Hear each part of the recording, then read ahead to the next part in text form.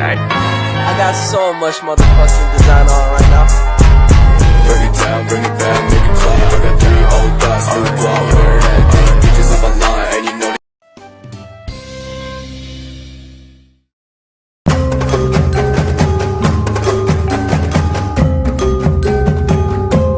Sangkuriang.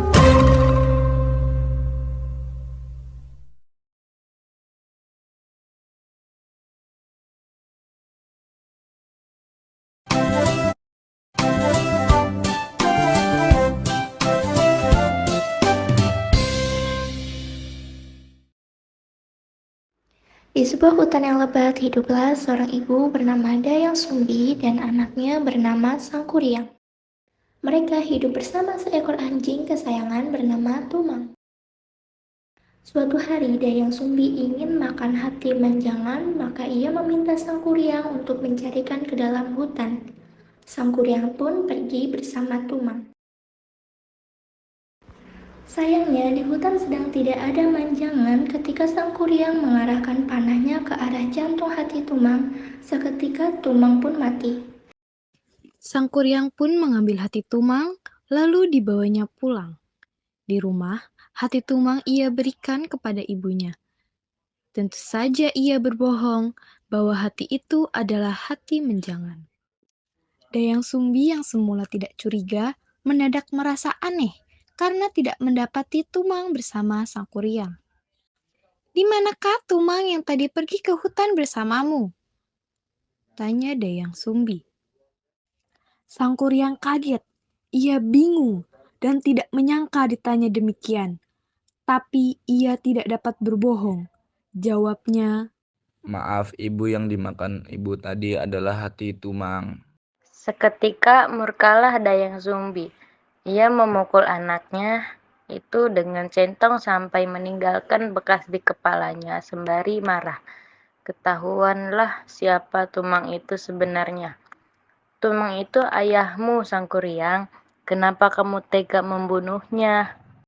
Akibat perbuatan itu, Sangkuriang pun pergi meninggalkan rumahnya. Ia berkelana keliling dunia mencari ilmu dan mulai bertumbuh dengan laki-laki dewasa. Ia juga mengganti namanya menjadi Jaka. Bertahun-tahun kemudian, mampirlah ia ke hutan masa kecilnya. Ia ingin mampir untuk menyimpan minum kepada pemilik salah satu pondos yang ada di sana. "Bolehkah saya meminta minum? Saya pengelana yang baru tiba dari pengembaraan yang jauh," Pinta Sangkuriang kepada seorang perempuan pemilik pondok. Dayang Sumbing yang masih awet muda menerima tamunya dengan sukacita. "Silakan masuk, Kisanak. Kalau boleh tahu, siapakah nama Kisanak?" "Nama saya Jaka." Saat itu, keduanya belum sadar bahwa mereka adalah ibu dan anak yang terpisah sekian lama. Mereka pun semakin dekat. Suatu hari, Sangkuriang hendak melamar Dayang Sumbing.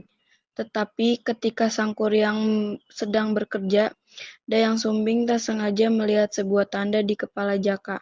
Dayang Sumbing pun terkejut karena sadar bahwa Jaka adalah Sangkuriang anak kandungnya. Demi tidak terjadi hal yang tidak diinginkan saat hendak melamar, Dayang Sumbing mengajukan usul, "Aku ingin kamu membuatkan danau dan perahu dalam satu malam." Dengan kesaktiannya, Jaka atau Sangkuriang pun menyanggupi permintaan Dayang Sumbi.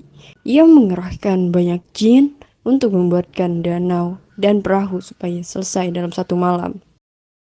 Dayang Sumbi pun gelisah. Ia segera berdoa kepada Tuhan Yang Maha Esa agar kerja Sangkuriang tidak selesai. Tuhan pun mendengar doanya. Bunyi ayam jantan berkokok terdengar bertanda pagi sudah datang. Para jin yang membantu Sangkuriang mengira itu sudah pagi. Segera kembali ke alamnya, tinggal Sangkuriang yang marah karena gagal. Ia pun menendang perahu yang hampir jadi. Perahu itu jatuh melengkung di suatu tempat dan membentuk sebuah gunung.